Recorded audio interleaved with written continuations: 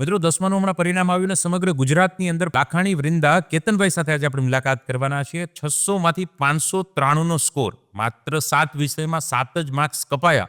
એટલું જબરજસ્ત જે રિઝલ્ટ દીકરી લાવી છે, આ દીકરીની સાથે આપણે સંવાદ કરવાના છીએ, જેમના સ્કોર સાંભળીને તમને પણ નવાઈ લાગશે. 3 વિષયમાં 100માંથી 100 માર્ક્સ, ગણિત વિજ્ઞાન 100માંથી 100, સંસ્કૃત જેવા વિષયમાં 100માંથી 100, ઇંગ્લિશ જેવા વિષયની અંદર 98, ગુજરાતી જેવા વિષયની અંદર 97 અને સમાજ વિદ્યાની અંદર 98નો સ્કોર કરી 600માંથી 593 માર્ક્સ પ્રાપ્ત કરનાર વૃંદાની સાથે જાણીએ કેવી રીતે આખું વર્ષ તૈયારી કરીએ, કઈ રીતે ગોલ બનાવ્યા, કઈ રીતે અડચણોમાંથી પાર પડીને આજે આ મુકામ સુધી પહોંચી છે. તો વિશેષ સંવાદ ન કરતા સ્વાગત છે વૃંદા. આ પ્લેટફોર્મ પર ઘણા બધા દર્શક મિત્રો, વિદ્યાર્થી વાલી મિત્રો તને સાંભળવા માટે આતુર છે કે તારું આ જે પરિણામ છે એ પરિણામ પાછળ કઈ કઈ તારી સ્ટ્રેટેજી અને ટિપ્સ હતી. સૌપ્રથમ તારો જે અનુભવ છે પરિણામ આવ્યા પછીનો, તને ખબર પડી કે ગુજરાતમાં ફર્સ્ટ 593 માર્ક્સ, આ અનુભવ તારો કેવો રહ્યો? સૌપ્રથમ તો મારું રિઝલ્ટ આવતા જ મને સૌપ્રથમ સ્કૂલમાં બોલાવવામાં આવી, ત્યારબાદ ત્યાંથી મને સન્માન મળ્યું અને ત્યારબાદ હું તપોવનમાં ગઈ. ત્યાં પણ ઘણા બધા ઇન્ટરવ્યૂ લીધા. તેમાં પણ મેં એક જ વાત કીધી કે આ બધાનો મોટામાં મોટો ભાગ, મારી આ સફળતા છે તેનો પૂરો મોટા ભાગનો શ્રેય હું મારી તપોવન ગ્રુપ ઓફ સ્કૂલ દ્વારા સંચાલિત રાઇઝન મોડર્ન સ્કૂલને, તમામ શિક્ષક મિત્રોને તથા મારા વાલીઓને આપવા માંગુ છું. બરાબર છે. દીકરી, આ તે જે સિદ્ધિ પ્રાપ્ત કરી છે 593 માર્ક્સ, તો ખાસ વર્ષની શરૂઆત 10માની થઈ ત્યારથી તે કોઈ ગોલ નક્કી કરેલો કે મારે આવા પર્સન્ટેજ સુધી કે પર્સન્ટાઇલ સુધી પહોંચવું છે? હા, પહેલેથી જ મારો ગોલ હતો કે હું ગુજરાત ફર્સ્ટ આવું, સાથે સાથે મારા 99.99 પીઆર આવે, અને મને પહેલેથી જ ધારવામાં આવ્યું હતું કે મારે 98+% આવે, અને તેમ જ થયું. વાહ! તો પહેલા જ દિવસથી એટલે ગુજરાત A1 ગ્રેડનું સપનું તો મોટા ભાગે હોય, 99.99 અને એમાં ગુજરાત ફર્સ્ટ, આવું તે વિચારેલું જ અને એ ક્યાંક તારી સાથે બન્યું. તો આવું વિચારવાનું શું કારણ? આમ A1 નું તો બધા વિચારતા, પણ ગુજરાત ફર્સ્ટ એ વિચાર પાછળનું કોઈ કારણ ખરું? કારણ કે બધા શિક્ષકો મને એમ કહેતા કે તારામાં એવી ક્ષમતા છે કે તું ગુજરાત ફર્સ્ટમાં આવી શકે એમ છે. અને મને એવું લાગતું કે કદાચ A1 તો ઘણાય આવે, પણ આપણે કંઈક અલગ કરવું છે, તેથી મેં ગુજરાત ફર્સ્ટનું ગોલ રાખ્યો હતો. વાહ! તો મિત્રો, સપનું જોયું અને સપનું આજે સાકાર થયું, પણ એની ઘણી બધી ધીરજની યાત્રા છે.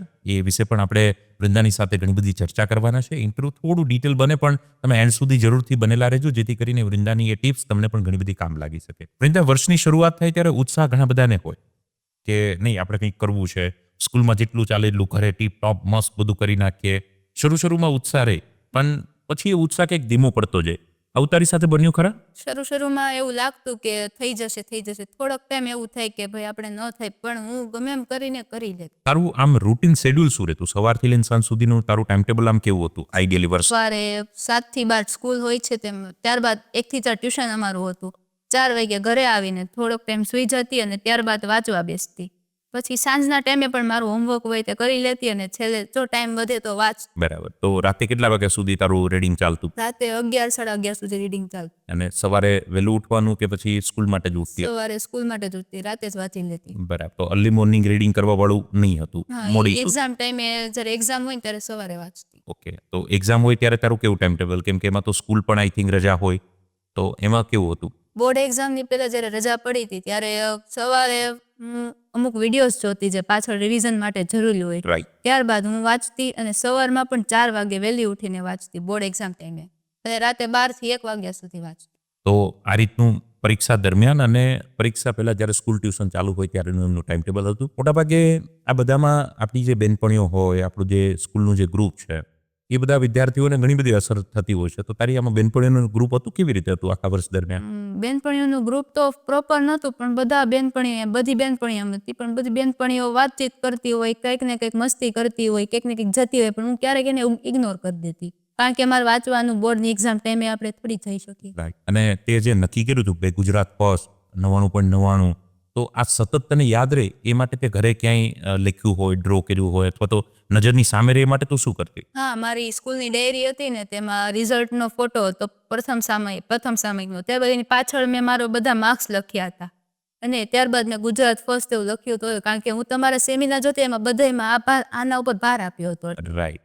તો એમાંથી ક્યાંક તે એને આખું વિઝ્યુલાઇઝ કરીને ક્રિએટ કર્યું, ને લગભગ મોટાભાગનું એની નજીક પહોંચી છે અને સત્ય બન્યું છે, ને પરિણામ આજે દીકરીએ સાબિત કરીને પણ બતાવ્યું છે. વૃંદા, તારી પાસે મોબાઈલ હતો, એમાં સોશિયલ મીડિયાનો તું ઉપયોગ કરતી, કેવી રીતે તું આ મેનેજ? તાર મમ્મીનો ફોન હતો, તેમાં એક વોટ્સઅપ જ હતું, એનામાં નથી ઇન્સ્ટાગ્રામ, નથી ફેસબુક, નથી ટ્વિટર, નથી સ્નેપચેટ. ઓકે. અને કોઈ યુટ્યુબના વિડીયો ને એવું જોવું હોય તો?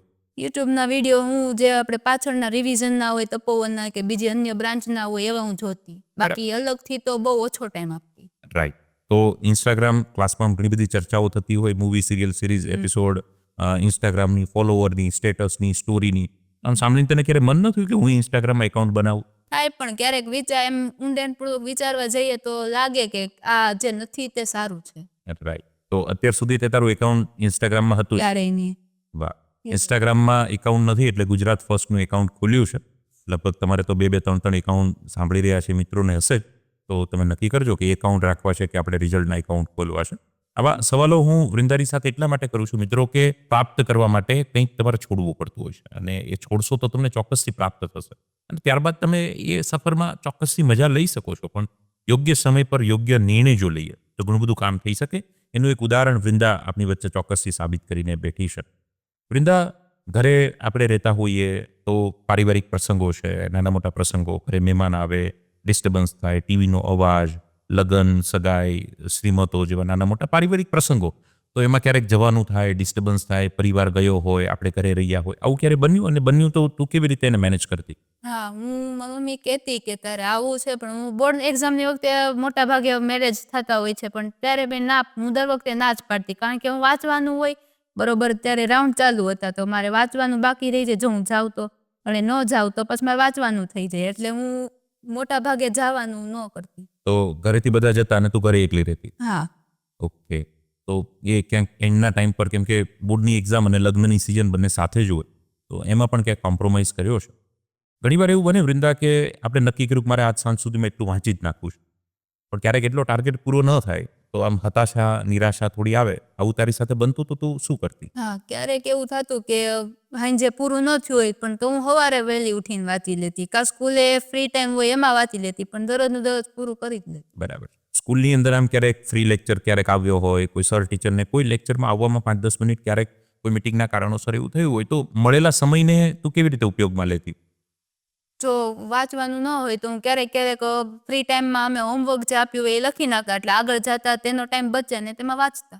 અને ઘણા વિદ્યાર્થીઓ રિસેસમાં પણ વિશેષ ટાઈમ વેસ્ટ કરતા હોય છે, તો તું રિસેસના સમયમાં શું કરતી? આમ ટાઈમ પાસ કે કોઈ એનો ઉપયોગ કરતી? ટાઈમ તો એવું હતું કે અમે જમી રહેતા અને થોડી ઘણી વાતચીત તો હું કરતી, પછી રિસેસ પૂરી થઈ, કારણ કે હું રિસેસમાં વાંચતી નહીં. ઓકે. રિસેસમાં તો મસ્તી અને ડિસ્કશન કરે. બરાબર છે. થોડું ઘણું રિફ્રેશમેન્ટ, રિલેક્સેશન અને એ માટે જ રિસેસ હોય, પણ એનો પણ ઉપયોગ તે પ્રોપર રીતે કર્યો જેથી કરીને બાકીના લેક્ચરોમાં પ્રોપર ફોકસ રહી શકે. સર જ્યારે ભણાવે છે ત્યારે કોઈ ટોપિક તને ન સમજાયો હોય અને તને આજના દિવસમાં એ બરાબર ડાઉટ રહી ગયો હોય, તો એવા ટોપિકને તું કેવી રીતે કવર કરતી? સ્કૂલમાં જો તો એક ટોપિક ન આવડતા હોય તો તે જ ટોપિક પાછા ટ્યુશનમાં તેને તે ચાલે, એટલે 2 વાર રિવિઝન થઈ જાય. રાઈટ. અને હું ટ્યુશનમાં પૂછી, સ્કૂલમાં પૂછી લઉં, સ્કૂલમાં ટાઈમ ન હોય તો હું ટ્યુશનમાં જઈને પૂછી લેતી. ઇન શોર્ટ, તું જે ડાઉટ છે ડાઉટને પ્રોપર Clear સોલ્વ કરી કરી લેતી હતી. બરાબર છે. ઘણીવાર લાંબા પ્રશ્ન, સમાજ વિદ્યા છે, આ બધા બોરિંગ સબ્જેક્ટો વિદ્યાર્થીને લાગતા હોય, ઇતિહાસ છે ને બધું, ભૂગોળ છે ને બધું, કેવી રીતે યાદ રાખવું? લાંબા જવાબોને યાદ રાખવાની તું કોઈ ટેકનિક અપનાવતી? સૌથી મોટી આમ ઇફેક્ટિવ ટેકનિક હોય તો લખવાની, કારણ કે અમારા સર લખવા ઉપર જ ભાર આપતા, અને અમારા જે સમાજ વિજ્ઞાનના સાહેબ હતા ને તે વધારે ચોપડી ઉપર ફોકસ કરતા, કારણ કે એમ કહેતા કે નવનીત કે ગમે મટીરિયલ સાઈડમાં રાખવાનું, Yes. પૂછાય તો ચોપડીમાંથી જ પૂછે, એટલે એ સૌથી પહેલા ચોપડીને જ પ્રાધાન્ય આપતા, એટલે એમાંથી જ લખીને જ પ્રેક્ટિસ વધારે કે એટલે પેપર લોંગ બી હોય તો બી તમે ઇઝીલી એને લખીને. લખી શકાય છે. રિવિઝન કરવા માટે તું કોઈ મેથડ, કોઈ ટેકનિક અપનાવતી હતી એવું કંઈ? રિવિઝન કરવામાં શરૂઆતમાં જ્યારે આપણે 1-2 ચેપ્ટર થયા હોય તો એક દિવસે એક ચેપ્ટર કરવાનું, અથવા તો એનો અમુક પાર્ટ કરવાનો, જે ન આવડતું હોય ને એ પહેલા પકડવાનું, એવું હતું. અને ઇઝી સબ્જેક્ટ હોય ને એને હું બહુ ઓછું ધ્યાન આપતી, કારણ કે એ તો આપણે પછી થઈ જાય. રાઈટ. અને જે અઘરા વિષય હતા જેમ કે મેથ્સ, સાયન્સ, SS, આ બધાને હું પહેલા પ્રાધાન્ય આપતી. 3-4 દિવસે રિવિઝન કરતી, અને છેલ્લે શનિ રવિ હોય ત્યારે આખાનું બધાનું રિવિઝન એક સાથે કરતી. આવી રીતે ટેકનિક કરતી. વચમાં બ્રેક લેવાનો, થોડોક ફ્રેશ થઈ જવાનું, પાછું વાંચવા બેસી જવાનું, એવું હતું. ઓકે. તો બધું કોમ્બિનેશનના કારણે ક્યાંક તે આખું ટાઈમ ટેબલને ઇન્ટરેસ્ટિંગ બનાવ્યું. મોટાભાગે જ્યારે આપણે કોઈ ટોપિક નક્કી કરીએ અને એમાં ટફ ટોપિક આવી જાય, આમ મથીને થાકી જઈએ, આમ સમજાય જ નહીં એ ટોપિક કે કેવા શું માગે છે, અને આપણે ઘરે હોઈએ, સેલ્ફ સ્ટડી કરતા હોઈએ, તો કંટાળો આવી જાય કે આને છોડી દઉં, અથવા તો એક કામ કરું, નવું ચેપ્ટર લઈ લઉં, નવો ટોપિક લઈ લઉં. તો એમાં તું શું કરતી? એ ટોપિકને છોડતી, સ્કીપ કરતી કે એના માટે સમજવા માટે કોઈ મેથડ અપનાવતી? ક્યારેક એવું થાય કે ન આવડે તો ક્યારેક ફોનનો યુઝ કરતી. જો ફોન ન હોય તો કયા કેમ કંટાળો આવી જાય, થાકી જાય, આપણે કંઈ નથી કરવું તો હું 5-10 મિનિટ રેસ્ટ લઈ લેતી, કારણ કે ખબર હોય 5-10 મિનિટ આપણે રેસ્ટ લઈ લઈએ પછી વાંધો ન આવે. પણ થોડોક ટાઈમ હું સોંગ સાંભળી લેતી, સોંગથી મારું માઇન્ડ રિફ્રેશ થતું. બરાબર. અને ત્યારબાદ જો મને એમ કોઈ આઈડિયા આવે તો હું પાછી કરવા બેસતી, નહીંતર બીજે દિવસે સ્કૂલે સરને ડાઉટ હોય ને તો પૂછી તો લેતી. રાઈટ. એટલે ડાઉટને બહુ લોંગ ટાઈમ સુધી કેરી કરવાનું નહીં, તો તમે ખૂબ સારી રીતે આગળ વધી શકો. જેટલો વહેલો ડાઉટ સોલ્વ થાય એટલું તમને ક્યાંક સારું પડતું હોય છે. તે મને જે મોબાઈલની વાત કીધી, ટીવીની જે વાત કીધી, રિફ્રેશમેન્ટની જે વાત કીધી છે, પણ સતત મોટિવેટ રહેવા માટે, સેલ્ફ મોટિવેટ રહેવા માટે તું શું કરતી? સેલ્ફ મોટિવેટ રહેવા માટે તો મેં ડાયરીમાં મારું દરરોજ માર્ક્સ લખતી, દરરોજ જોતી, અને ક્યારેક સર ત્યાંથી અમને મોટિવેટ કરતા, ક્યારેક હું વિડીયોઝ એવા જોતી, મોટિવેટ થઈ જતી. બરાબર. અને અંદરથી એમ હતું જ તે કે ના, મારે કંઈક કરવું છે અને ગુજરાત ફર્સ્ટ લાવવું છે, તેથી મારું નામ બને. તેના માટે હું સેલ્ફ મોટિવેટ રહેતી. બરાબર છે. આપણે કોઈ જે ફ્રેન્ડ સર્કલનું જે ગ્રુપ હોય, એ લોકો કોઈ બર્થડે પાર્ટી, ક્યાંક જવા આવવાનું મસ્તી કંઈ પ્લાન કરતા હોય અને એમાં તારું ઇન્વોલ્વમેન્ટ ન થાય, તો ઘણીવાર એ બધી બહેનપણીઓ કહેતી એ તો ભણેશ્રી છે અને એને છોડ દે ને, એ તો આવશે જ નહીં, ના તે તો આમ ઇગ્નોર કરતા હોય. આવું ઘણીવાર બનતું હોય, તો એને તું આમ અંદરથી તને એવું નહીં થતું કે આ લોકો મને એમ કેમ કહે છે, અથવા તો એને તું કેવી રીતે મેનેજ કરતી હતી? એમાં શું હોય કે એ લોકોને એમ હોય કે આપણે મસ્તી કરી લઈએ. 10મામાં એના પણ સારા ટકા આવ્યા જ છે મારી બેનપણીઓના, પણ એ લોકો બર્થડે પાર્ટીમાં જતા, પણ હું ક્યારે બર્થડે પાર્ટીમાં ગઈ નથી અત્યાર સુધી કોઈની. બરાબર. કારણ કે એમાં એવું હોય કે બધાના વિચારો અલગ અલગ હોય. મારા મત પ્રમાણે તો જેટલું આપણે અત્યારે ભણશું એટલું આગળ જતા કામ આવશે. આમાં અત્યારે જેટલા આપણે રખડશું એટલું કામ ન આવે. એના લીધે વિચારધારા એ લોકોની અલગ હોય. એ લોકોને એમ હોય મસ્તી કરી લઈએ. પણ 10મામાં જેમ જેમ બોર્ડ નજીક આવતું હતું તેમ હું મારી જાતને થોડી સ્ટ્રિક્ટ બનાવતી હતી, કારણ કે આગળ જતા આપણને કંઈ નડે નહીં, એટલે હું ના પાડતી. અને ક્યારેક લાગતું પણ એવું કે મને ના પાડે છે, પરંતુ હું અંદરથી જ મનાવી લેતી કે ભાઈ મારે ગુજરાત ફર્સ્ટ લાવવો છે તો મારે થોડુંક અલગ તો કરવું જ પડે. યસ. તો મિત્રો, તમે જોઈ શકો છો કે આ વિચારો લાખો વિદ્યાર્થીઓથી આગળ તમને લઈ જાય છે. 10માની અંદર ગુજરાતમાં લાખો વિદ્યાર્થીઓ પરીક્ષા આપે છે અને એમાં બધામાં પહેલો નંબર પ્રાપ્ત કરવો એ ખૂબ મોટું અચીવમેન્ટ છે, અને એ વૃંદાએ ક્યાંક પ્રાપ્ત કર્યું છે. વૃંદા, આ સફરની અંદર જેવી રીતે તે શિક્ષકોની વાત કરી છે, માતા પિતાનો પણ ખૂબ સપોર્ટ રહ્યો છે, અને ખાસ પપ્પા તો આખો દિવસ કામથી બહાર હોય, પણ મોટાભાગે મમ્મી સાથે વધારે ઘરે રહેવાનું થતું હોય, તો મમ્મીનો સપોર્ટ તને કેવી રીતે રહ્યો? મમ્મી સવારમાં જો ઉઠવાનું હોય તો ઉઠાડી દે, વાંચવાનું દર વખતે મને મોટિવેશન આપતી રહે, હોમવર્કમાં કંઈક ડાઉટ થતો હોય તો એની જેટલી મદદ થાય એ મને કરે. ઓકે. અને દર વખતે આમ નાસ્તો કે આપણે જે જરૂર હોય ને એ રિક્વાયરમેન્ટ એ પૂરી પાડતી જ રહે. એટલે આમ મને કોઈ દી આમ વાંચવામાં વાંધો નથી આવ્યો. રાઈટ. એટલે એની ભૂમિકા પણ મહત્વની રહી છે. બરાબર છે. અને એ પેરેન્ટ્સના સપોર્ટથી આજે તે આ સિદ્ધિ જે પ્રાપ્ત કરી છે, એ ચોક્કસથી અનેક વિદ્યાર્થીઓ માટે પ્રેરણા તો બનવાની જ છે. જે વિદ્યાર્થીઓ તને અત્યારે સાંભળી રહ્યા છે, એ ઘણા નાના મોટા બહાનાઓ બનાવતા હોય છે. તું પણ મધ્યમ વર્ગીય પરિવારમાંથી આવે છે, તો ઘણા બધા વિદ્યાર્થીઓ કહે છે કે અમારીથી ન થઈ શકે. એવા વિદ્યાર્થીઓને તારે એક મેસેજ આપવો હોય તો શું આપીશ? લોકો એ નથી જોતા કે મારી પાસે શું છે એમ. લોકો એને જોવે છે કે મારી પાસે શું નથી. રાઈટ. હું પણ મારી પાસે એક્ટિવા નહોતી, મમ્મીની હતી, પણ એને કંઈક કામ માટે જવાનું હોય. હું 7 થી 4 સ્કૂલે સાયકલથી જતી રાઈટ. અને 12 થી 1 ન્યા રોકાતી. તો મને પરેશ લાખાણી જે ટ્રસ્ટી છે તે પણ ઘણી વખત એમ કહેતા કે તારી પાસે જે છે ને એના ઉપર તું ફોકસ કર, જે નથી ને તેની પર ન ભાગ. તો હું એ જ કહેવા માંગુ છું કે આપણી પાસે જે હોય ને તેના ઉપર ફોકસ કરીને તેનામાં આપણે કામ બનાવવું છે. ભગવાને આપણને ઘણું આપ્યું હોય પણ આપણને દેખાતું ન હોય. રાઈટ છે. ખૂબ સુંદર રીતે તે વર્ણન બેટા એનું કર્યું છે, અને ઘણા વિદ્યાર્થીઓ જો આ સમજતા થઈ જાય તો પણ તમારા 5-10% આરામથી એ ચોક્કસથી સુધરતા જ હોય છે. વૃંદા, ગણિતની અંદર વિદ્યાર્થીઓનું ઘણી બધી ચેલેન્જ આવતી હોય છે, તો ખાસ તારા ગણિતમાં 100માંથી 100 છે, તો એ વિષય માટે તું શું ટિપ્સ આપીશ? ગણિતમાં તો અમુક મેથડ એવી હોય જે આપણને સમજાતી ન હોય, તો જે આવડતી હોય ને તેને સાઈડમાં રાખીને જે ન આવડતી હોય ને એની પ્રેક્ટિસ કરવાની. બરાબર. જે ન આવડતું હોય ને એની પ્રેક્ટિસ, એના અલગ અલગ દાખલા ગણવાના, દરરોજ એની પ્રેક્ટિસ રાખવી પડે.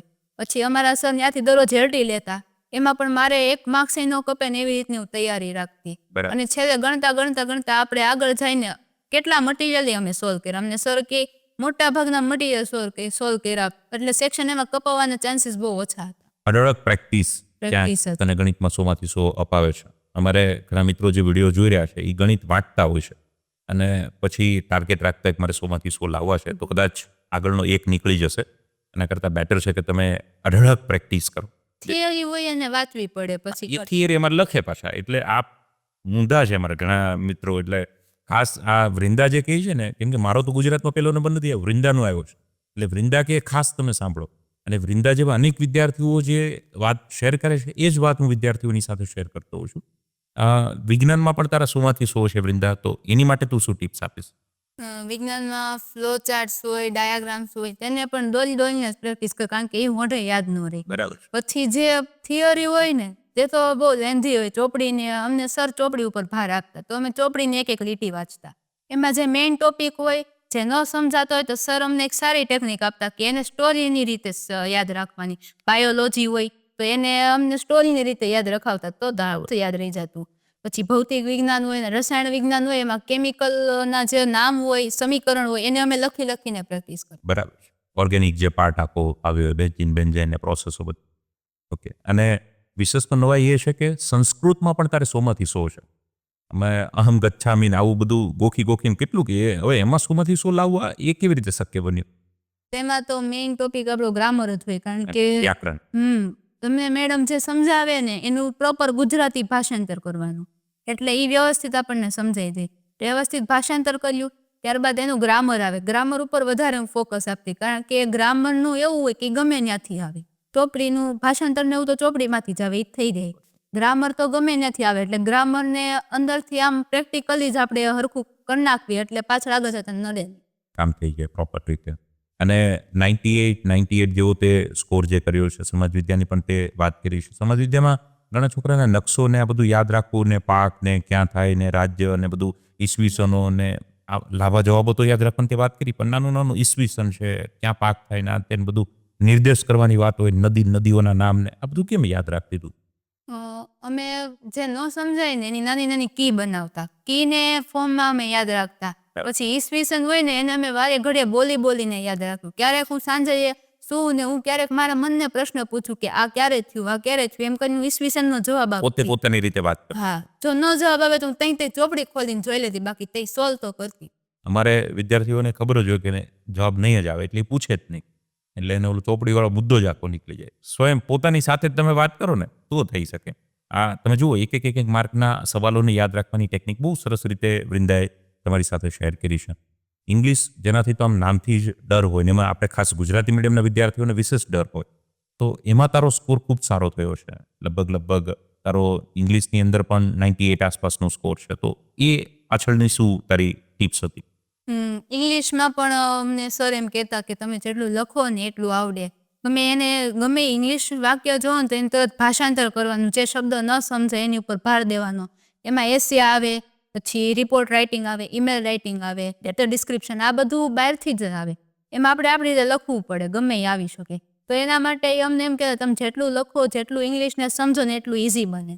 ઇંગ્લિશમાં એવું હોય બધા વાંચીને ગોખીને, પણ ગુજરાતી એનું સમજવું પડે તો આપણને વહેલું સરળતાથી સમજાઈ જાય. અને તારો મેન જો વાત કરવા જઈએ ગુજરાતીમાં તો એક શબ્દના ટૂંકમાં જોડણી આ છે તે છે, અક્ષર, એનું વર્ણન, વ્યાકરણ એ બોલવામાં સહેલું લાગે, પણ ગુજરાતીમાં સ્કોર કરવો એ ખૂબ કઠિન છે.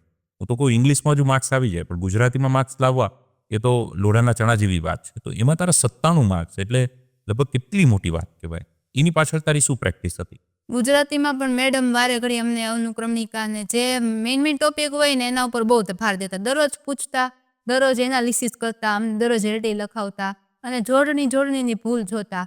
ત્યારે અમને એમ ન કહેતા કે તમારા નહીં આવે, એમ કહેતા જ તે કે ભાઈ આવશે તમારા માર્ક્સ. પણ તે સાથે એટલું સ્ટ્રિક્ટ ચેકિંગ કરતા, તેના લીધે અત્યારે 97 આવ્યા છે. તો મિત્રો આ 6 વિષયો, 600 માર્ક્સ અને 593નો સ્કોર આ દીકરીએ કર્યો છે. અને એ એક સબ્જેક્ટમાં શું કર્યું, કેવી રીતે કર્યું, ટાઈમ ટેબલ, ગોલ, પ્લાનિંગ, પોતાના વિચારો, સપનાઓ અને એ પાછળના એમના સેક્રિફાઈસ બધી જ વાત કરી છે. સ્કૂલ, શિક્ષક મિત્રો, માતા પિતાનો સહયોગ, સપોર્ટ, આ બધી ચર્ચા વૃંદાએ કરી છે. આ ચર્ચા તમને ઘણી બધી ઉપયોગી સાબિત થશે. વૃંદા, ખૂબ આભાર તે જે વિદ્યાર્થીઓની સાથે એટલી ડિટેલમાં જે ચર્ચા કરી છે અને પોતાનો અનુભવનું વાતું શેર કર્યું છે. આપ તમામ વિદ્યાર્થી મિત્રો અને વાલી મિત્રોનો પણ ખૂબ આભાર કે આ પ્લેટફોર્મ પર આવીને તમે આવા વિડીયો જોઈ રહ્યા છો. વિડીયો આપને પસંદ આવ્યો તો ચોક્કસથી આપના મિત્ર, પરિવાર, સોસાયટીના ગ્રુપમાં શેર કરજો, જેથી કરીને સમાજમાં વધુમાં વધુ વૃંદા જેવા વિદ્યાર્થીઓ ખૂબ સારું પરિણામ લાવી અને એક સમાજને નવી ચમક આપી શકે અને સમાજમાં આવનારી કાલે ખૂબ સારું શ્રેષ્ઠ પરફોર્મન્સ પોતાના પરિણામથી કરી શકે. આ સાથે મુલાકાત કરશું આવા જ એક નવા પ્રેરણાદાયી વિડીયોની અંદર. ત્યાં સુધી અમારી સાથે બનેલા રહેવા બદલ આભાર. વિડીયોમાં પહેલી વાર આવ્યા હોય તો ચેનલને જરૂરથી સબસ્ક્રાઇબ કરજો, વિડીયોને લાઇક કરજો, આપના મનમાં ચાલતા પ્રશ્નોને ચોક્કસ કોમેન્ટના માધ્યમથી મને પૂછજો. फिर वक्त मिला तो होगा सामना, तब तक के लिए शुभकामना. धन्यवाद. जय हिंद, जय भारत.